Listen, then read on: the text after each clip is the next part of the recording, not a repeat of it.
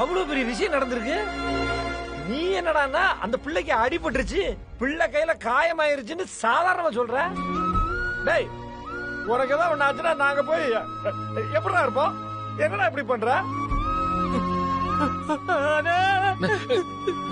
நல்ல வேலையா தப்பிச்சு வந்தியானா? என்னை காப்பாத்தி கரை சேர்த்து இப்படி ஒரு பெரிய விஷயத்த பண்ணதே அந்த இளமதி தான். இன்னைக்கு அந்த புள்ளைய பாக்குறதுக்கு இல்லாம பண்ணா கூட எடுக்க மாட்டேங்கிறான். கொஞ்சம் கூட அறிவே இல்லப்பா. அம்மா சொன்னது கரெக்ட் தான். ரவுடி கிட்ட இதெல்லாம் எதிர்பார்க்க கூடாதுன்னு நினைக்கிறேன். அவன் கிட்ட வந்து டாக்டர் கிட்ட பேச சொல்லுங்க.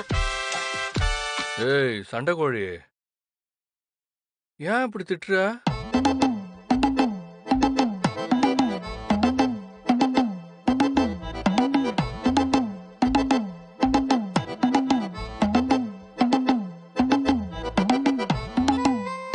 பிரார்த்தனை பண்ற நீ? நாங்களாம் நல்லா இருக்கிறது உனக்கு பிடிக்கலையா? எல்லாரையும் கொன்னு குழி தோண்டி புதைச்சிட்டு தான் நிம்மதியா இருக்கியா?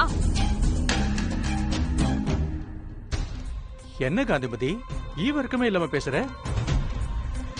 எப்பவுமே நடுநிலையோட இருந்து பழகுமா. அவன் பண்ண நல்லது எல்லாம் ஈஸியா மறந்துட்டு இப்போ அவனை தரையில போட்டு கால்ல தேய்க்கிற. இது ரொம்ப தப்பு. சரி சரி,